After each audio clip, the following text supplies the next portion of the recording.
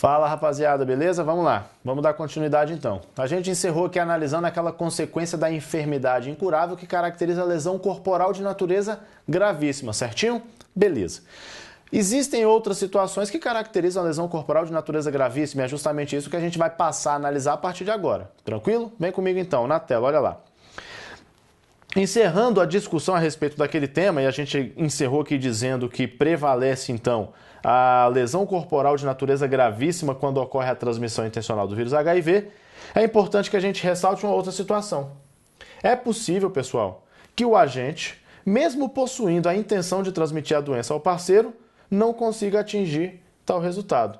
Olha que interessante isso daqui. Lá, a gente estava analisando a situação em que ele tinha a intenção de transmitir o vírus, conseguia efetuar a transmissão do vírus, e aí a gente tinha que decidir se essa transmissão do vírus que tinha acontecido caracterizava homicídio, lesão, perigo de contágio venéreo, e aí a gente definiu lá como é que funciona isso.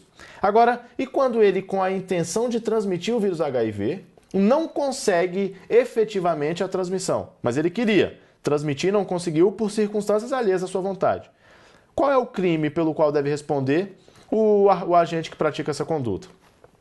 Nessa hipótese, pessoal, a gente vai trabalhar com o crime previsto no artigo 131 do Código Penal. E aqui a gente vai encerrar qualquer discussão a respeito desse tema.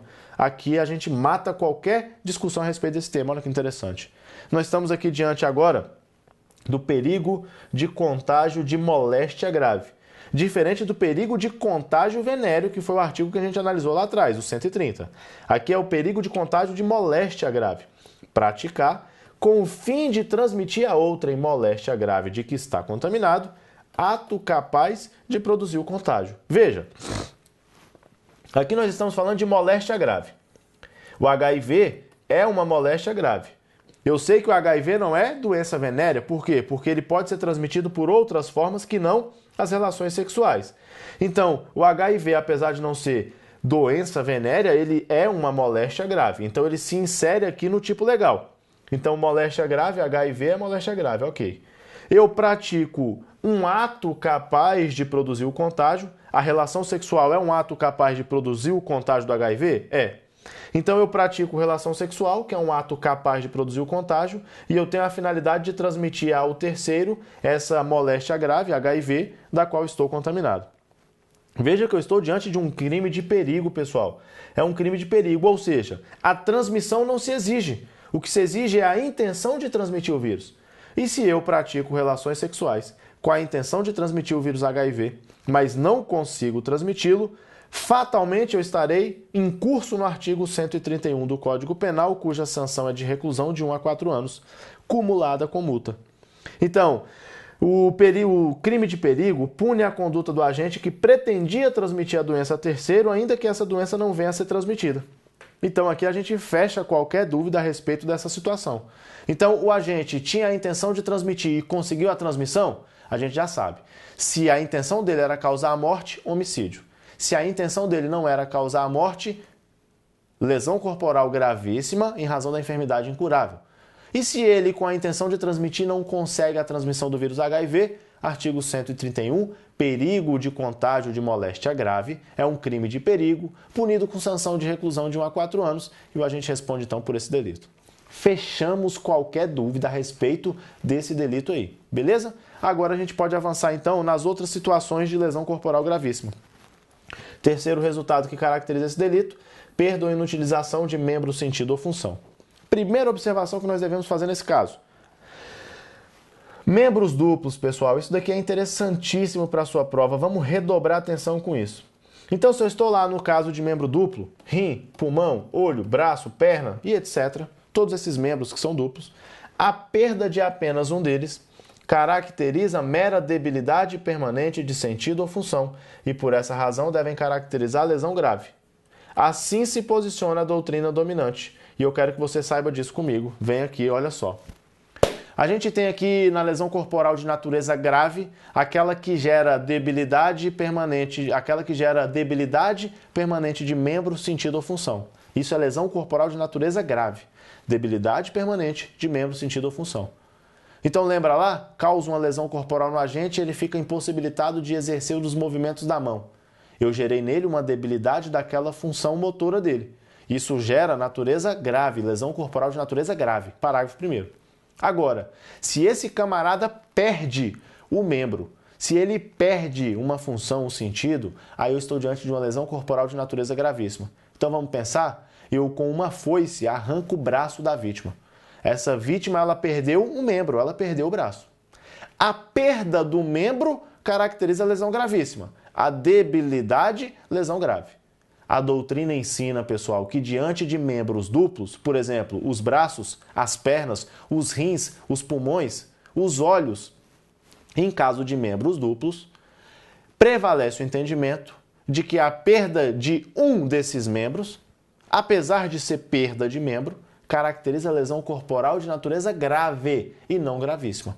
Então, nos membros duplos, a perda de um deles caracteriza lesão corporal de natureza grave. Agora, pessoal, a gente não pode esquecer de um detalhe. Vem comigo na tela, vamos fazer essa observação. A doutrina ensina que se você perde apenas um dos membros duplos, você está diante de lesão corporal de natureza grave. Grave. Lembra disso, grave. Entretanto, a deformidade permanente, e olha lá, a gente ainda vai ver isso daqui, a deformidade permanente que decorre da lesão praticada pelo agente caracteriza por si só lesão corporal de natureza gravíssima. Conforme a gente vai ver em momento oportuno, a gente vai chegar lá nesse resultado. Então tem um resultado que gera lesão corporal de natureza gravíssima. Qual é esse resultado? Deformidade permanente. Então, uma deformidade permanente gera, por si só, pela deformidade, uma lesão corporal de natureza gravíssima. Então a gente está diante de uma incógnita, olha só. A perda do membro não gera lesão corporal de natureza gravíssima, desde que ele seja um membro duplo. Ela gera lesão corporal de natureza grave.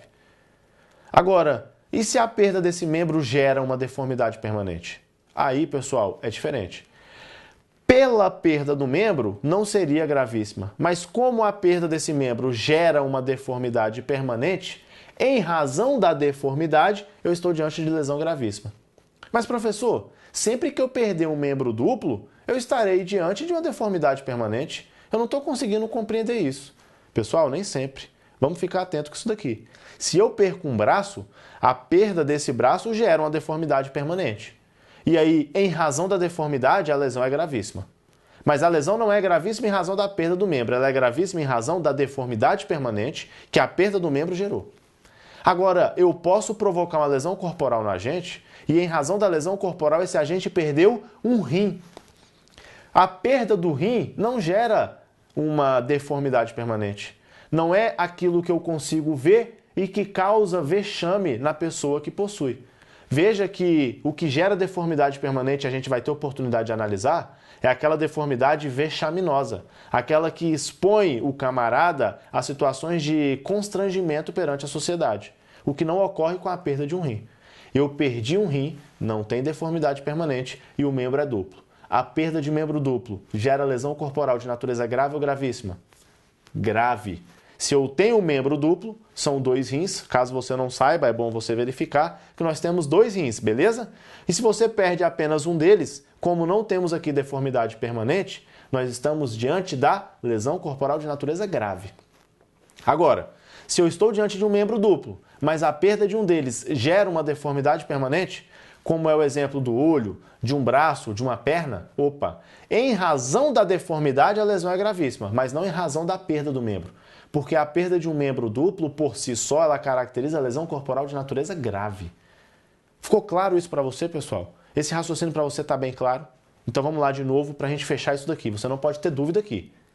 Se eu tenho um membro duplo, a perda do membro duplo, por si só, ela gera lesão corporal de natureza grave. Grave. Porém, se em razão da perda desse membro, eu gero uma deformidade permanente, como é o caso da perda de um braço ou de uma perna, por exemplo, aí eu estou diante da lesão gravíssima por conta da deformidade permanente, não por conta da perda do membro. Eu só quero que você preste atenção nesse detalhe comigo. Isso ficou claro para você? E eu te provei que nem sempre que a gente perde um membro duplo, nós estamos diante da deformidade permanente. Claro? Olha na tela comigo que eu quero que você preste atenção. A perda de membro, sentido ou função, é lesão corporal de natureza gravíssima. Mas se eu estou diante de membro duplo, a perda desse membro é natureza grave, desde que não gere deformidade permanente. Porque se gerar deformidade permanente, a deformidade por si só é suficiente para caracterizar a lesão corporal gravíssima. Fechou esse entendimento então? Então olha lá o final. Por essa razão, cuidado. Quando em razão da perda de um membro duplo resultar uma deformidade permanente e aparente, isso aqui que é importante para a gente, a lesão corporal será considerada gravíssima, em razão da deformidade permanente, independentemente do entendimento sobre a perda de membros duplos. Acho que ficou claro, espero que sim. A gente vai avançar. Olha lá, eu trago a exemplificação do que eu trouxe para vocês, já falei tudo isso, mas eu trago escrito para que você entenda. Vítima que perde um de seus rins em razão da lesão sofrida. Membros duplos, rim. Situação que caracteriza a lesão corporal de natureza grave. Professor, por que grave? Rim é membro duplo e a lesão não causa deformidade permanente aparente. Então essa é grave. E a vítima que perde um de seus braços em razão da lesão sofrida. Agora eu tenho lesão corporal de natureza gravíssima. Por quê? Porque apesar de os braços serem membros duplos, o que em tese caracterizaria lesão grave, a perda de um braço gera deformidade permanente aparente. E aí, em razão da deformidade, lesão corporal de natureza gravíssima. Fechou? Fechou. Observação 2 a respeito disso, a utilização de próteses não descaracteriza essa qualificadora. Então, não é porque eu estou utilizando uma prótese que eu posso considerar a inexistência da qualificadora. Negativo. Isso não impede o reconhecimento da qualificadora, ok? Beleza, pessoal. Vamos lá. Vamos avançando, então. A deformidade permanente, essa qualificadora da qual tratávamos agora, junto com a perda dos membros duplos. Pessoal, a deformidade permanente, ela gera uma qualificadora caracterizada pela lesão corporal gravíssima. Essa deformidade permanente, pessoal, olha a primeira observação, é as características dessa qualificadora, são as características dela. Ela deve ser aparente e vexatória, capaz de provocar má impressão. E é por essa razão que a perda de um rim, por exemplo, não pode ser considerada deformidade permanente. Ela não é aparente, ela não é vexatória, ela não tem a capacidade de provocar uma má impressão, não é algo perceptível pelos sentidos de maneira tão simples assim, tão direta. Então, a perda de um rim não é deformidade permanente e, por ser um membro duplo, não é também perda de membro, sentido ou função. Ela vai ser considerada uma debilidade permanente da sua função exercida pelos rins, fazendo com que essa lesão seja grave. Interessante isso daí, certo? Segunda observação. E aí essa observação a gente já fez, eu só quero ressaltar com você. Permanente, pessoal, não quer dizer perpétua. Quer dizer apenas que tem que ter caráter duradouro, um caráter de constância durante determinado período de tempo. Beleza? Então, ainda que em algum momento futuro, distante, seja possível reverter a lesão provocada, eu ainda assim estarei diante da deformidade que nós chamamos de permanente. A permanente não é perpétua. Então, permanente é diferente de perpétua e a gente precisa perceber isso. Ok? A mesma coisa que acontece lá na debilidade permanente de membro, sentido ou função, quando nós estudamos lesão corporal de natureza grave. Então, são circunstâncias semelhantes. Nós já fizemos essa observação lá, só ressaltamos aqui, ok? Essa terceira observação também muito importante e também já foi feita. A deformidade deve ser analisada em que momento, pessoal? No momento da consumação do crime. Então eu vou analisar se houve deformidade em razão do momento consumativo do crime. Então, ainda que por uma cirurgia estética eu consiga reparar aquela deformidade, tirando aquela aparência que provoca má impressão, tirando aquela situação vexatória, eu ainda assim terei ali uma qualificadora da deformidade permanente. Porque cirurgias estéticas capazes de reparar a deformidade provocada, elas não afastam o reconhecimento da gravidade da lesão. Então a lesão continua sendo lesão corporal de natureza gravíssima em razão da deformidade permanente. Beleza isso daí, pessoal? Tranquilão? Então olha lá. Quinto e último resultado que caracteriza a lesão corporal de natureza gravíssima, o aborto. E eu já começo logo trazendo para você uma observação importante. Havendo o dolo de interromper a gestação, o agente deve responder pelo crime de aborto, tentado ou consumado, conforme o caso. E você vai se lembrar daquela mesma situação lá na aceleração de parto, lesão corporal de natureza grave. Aqui no aborto, se a intenção do agente é produzir o resultado do aborto, eu estou diante de uma lesão corporal pré-ter dolosa, ou seja, a intenção dele é produzir o aborto, deve responder pelo aborto e pela lesão. O aborto só serve como qualificadora da lesão corporal quando produzido de maneira culposa, de maneira acidental. Beleza? Então, de novo, estamos diante de uma qualificadora necessariamente pré-ter dolosa, em que a lesão corporal é dolosa, mas o resultado qualificador é obrigatoriamente culposo. Beleza? Pessoal, é possível que o agente responda, por essa razão, simultaneamente pela lesão corporal e pelo aborto, desde que eu constate os desígnios autônomos. Já vimos isso. Trata-se aqui de um concurso formal impróprio, em que eu somo as penas do aborto e da lesão corporal. Tranquilo isso daí? Belezinha? Beleza. Pessoal, olha só. Para fixar na sua mente a situação da lesão corporal gravíssima, que é pré-ter dolosa, e das outras lesões que podem ser produzidas a qualquer título, de novo eu trago o quadrinho para tentar facilitar a sua vida. A mesma coisa que a gente fez ao fim das situações de lesão corporal de natureza grave. Então aqui, pessoal, na lesão corporal de natureza gravíssima, eu só tenho uma lesão que deve ser considerada necessariamente pré-ter dolosa, é o aborto. Então, se em razão da lesão produzida pelo agente ocorre o aborto, eu terei lesão corporal qualificada por esse resultado, desde que esse resultado tenha sido produzido a título de culpa, acidentalmente. Porque se de fato eu queria produzir o aborto, eu não estou diante de lesão corporal qualificada. Eu estou diante de lesão em concurso com o delito de aborto. Claro isso daí? Beleza. Significa dizer que todas as outras situações, todas elas, podem ser produzidas a título de dolo ou a título de culpa. Tranquilo isso daí? Show de bola. Pessoal, olha só. Com isso a gente encerra aqui as hipóteses de lesão corporal grave e gravíssima, parágrafos 1º e 2º, ok? Dentro da lesão corporal dolosa nós já analisamos, e dentro daquela estrutura que nós trouxemos lá no início, nós já analisamos aqui com vocês a lesão leve e a possibilidade de substituição da pena. A lesão grave, parágrafo 1º. A lesão gravíssima, parágrafo 2º. Dentro da lesão dolosa, ainda falta a análise da lesão corporal seguida de morte, aquela prevista no parágrafo 3º. Então, olha só, vamos lá. Vamos ao parágrafo 3º comigo na tela. Então, aqui nós temos a situação da lesão corporal seguida de morte. Lesão corporal seguida de morte. Aqui nós temos o parágrafo 3º do artigo 129. A lesão corporal seguida de morte, pessoal, é um crime que nós chamamos de crime pré-ter doloso. Eu estou diante aqui de um crime pré-ter doloso. Professor, o que é um crime pré-ter doloso? O crime pré-ter doloso é aquele crime em que existe dolo no antecedente e culpa no consequente. Professor, como assim?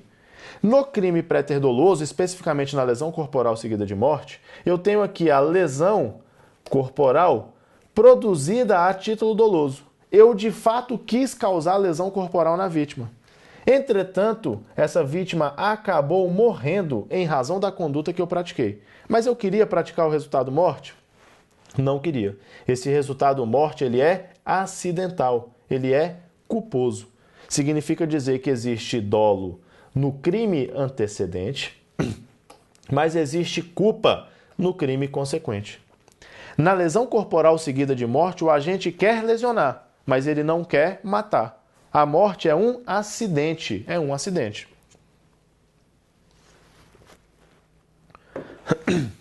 Sempre que isso acontece, sempre que eu tenho ali um delito inicialmente intencional e que acaba gerando uma consequência mais grave e que eu não queria produzir, eu digo que eu estou diante de um crime pré-ter doloso. É exatamente o que ocorre na lesão corporal seguida de morte. O que é importante a gente lembrar aqui, pessoal? A lesão corporal seguida de morte, ela pressupõe como crime antecedente o delito de lesão corporal. E por que eu estou falando isso? Você vai colocar uma observação extremamente importante para a gente. Olha só. Você tem que ficar ligado com um detalhe. Se antes do resultado morte, o que se verifica não é o delito de lesão corporal, mas a contravenção penal da vias de fato, eu não posso dizer aqui que houve lesão corporal seguida de morte. Afinal de contas, Para que exista o crime previsto no parágrafo 3º do artigo 129, lesão corporal seguida de morte, é necessário que o agente produza lesão corporal e, em razão da lesão corporal produzida, a vítima morra. Entretanto, se antes do resultado morte acidental, o que houve entre autor e vítima foi a contravenção penal de vias de fato, artigo 21 do Decreto-Lei 3688 de 41, o que ocorreu foi vias de fato e, em razão da vias de fato, acabou acontecendo o resultado morte. O que eu tenho ali é o delito de homicídio culposo. O homicídio culposo acaba pelo princípio da consunção, absorvendo a contravenção penal da vias de fato. Pessoal, olha que interessante essa diferenciação. Duas pessoas estão em briga corporal. Tá rolando supapo, bicuda, voadora, murrão da roça, tá rolando tudo. Imobilização, pá. Nessa briga já tá todo mundo sangrando, um já perdeu o dente, o outro já quebrou o dedo. Ou seja, lesões corporais foram produzidas. E em decorrência de um murro mais forte que um agente deu no outro, esse agente acabou caindo desequilibrado, bateu a cabeça no chão e veio a óbito. Traumatismo craniano. Eu tenho aqui o crime de lesão corporal seguida de morte. O agente não queria produzir o resultado morte, mas em razão da lesão corporal que ele praticou, a morte acabou acontecendo. Esse crime caracteriza o crime préter-doloso, lesão corporal seguida de morte. Mas pensa uma segunda situação comigo, diferente dessa primeira. Eu tenho autor e vítima se desentendendo. Em razão desse desentendimento, um empurra o outro empurra um. Um segura na camisa do outro e esse que tem a camisa segurada acaba reagindo e ele empurra com mais força o outro contendor. No que ele empurra o outro camarada, esse camarada se desequilibra, cai, bate a cabeça e vem a óbito. O que houve entre essas duas pessoas antes do resultado morte é aquilo que a gente classifica como vias de fato. O que é a vias de fato? A vias de fato ela é aquele embate corporal que não resulta em lesão corporal na gente. Então aquele confronto corporal, aquele confronto físico que não resulta em lesão corporal. Então aquele confronto físico sem lesão a gente chama de vias de fato. Nesse segundo caso que eu narrei para você, o que a gente tem? A gente tem a contravenção penal de vias de fato que gerou o resultado morte do agente. Quando, antes do resultado morte, o que eu tenho é a contravenção penal de vias de fato, eu não estou diante do crime de lesão corporal seguida de morte. A lesão corporal seguida de morte, ela pressupõe no antecedente a lesão, o que não houve. O que houve foi um desentendimento, um confronto físico entre as duas pessoas, mas sem produção de lesão.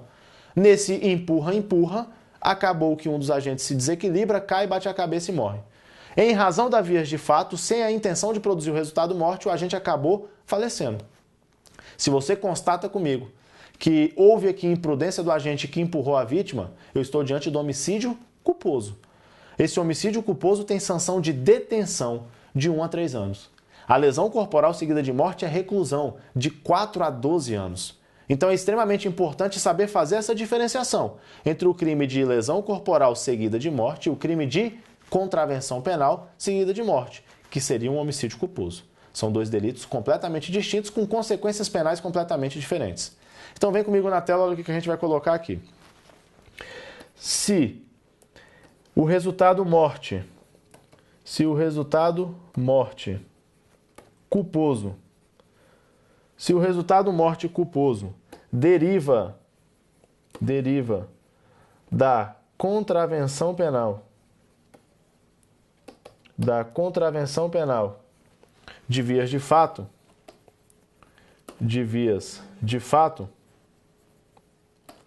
artigo 21 do Decreto-Lei 3688 de 41, é a Lei de Contravenções Penais. Se o resultado morte culposo deriva da contravenção penal de vias de fato, estaremos diante do delito de homicídio culposo. E por que eu afirmo isso?